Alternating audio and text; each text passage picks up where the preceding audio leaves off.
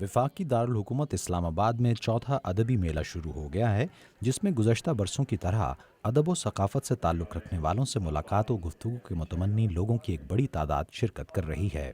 मेले की मुंतज़िम अमीना सैयद कहती हैं कि एक दूसरे के नज़रियात पर तबादला ख़याल और गुफ्तगू से मुआशरे में मुस्बत सोच को परवान चढ़ाया जा सकता है, जो कि इस मेले के बुनियादी मकासद में से एक मकसद है।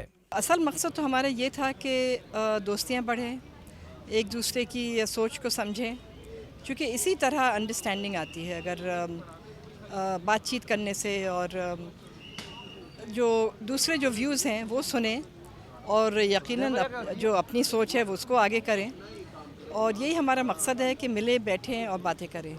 सीनियर सहाफ़ी और कॉलम निगार महर तारड़ भी इस मेले में शरीक हैं। वो कहती हैं कि ऐसी तकारीब और मेले ही दरअसल पाकिस्तान का असल चेहरा है, जो पाकिस्तानियों की हकीकी तर्जुमानी करते हैं। ये पाकिस्तान की सॉफ्ट साइड नहीं है, ये पाकिस्तान, ये असल पाकिस्तान है। ये पाकिस्तान की वो साइड है जो लोगों को ज़्यादा नज़र नहीं आती। तो ये दिखाने की कोशिश नहीं कि ये देखें पाकिस्तान ये चीज़ें कर रहा है, नहीं, पाकिस्तान हमेशा से कर रहा था ये चीज़ें। ये जो सारे राइटर्स हैं, इंतज़ार हुसैन साहब वगैरह से शुरू होकर ये किशोर नाहिद, ज़हरा निगाह, जितने लोग हैं यहाँ पे, जिनके ऑफ कोर्स इस वक्त दिमाग में मेरे नाम नहीं आएंगे, वो हमेशा से पाकिस्तान के लिए लिखते आ रहे हैं, और वो बातें करते हैं जो हमारे सो कॉल्ड लिबरल्स करते हैं। अब ये उसी तरह का open minded, pluralistic, diverse Pakistan देखते थे, जो कि हम अब इस वक्त देखना चाहते हैं, जिसके बारे में हम लिखते हैं।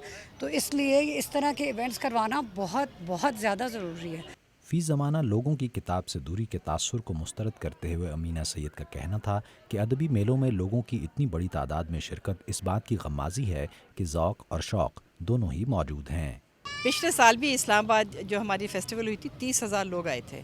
इस साल हमारा तवक्कुह है कि 50,000 आएंगे। तो देखिए, अब इतनी बड़ी तादाद में अगर लोग आ रहे हैं 2.5 दिन में, तो किस तरह कह सकते हैं कि लोगों को शौक़ नहीं रहा।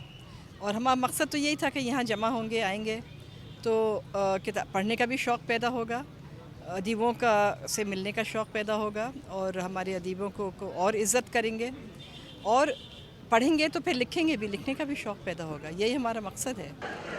Nasir Mahmood, Voice of America, Islamabad.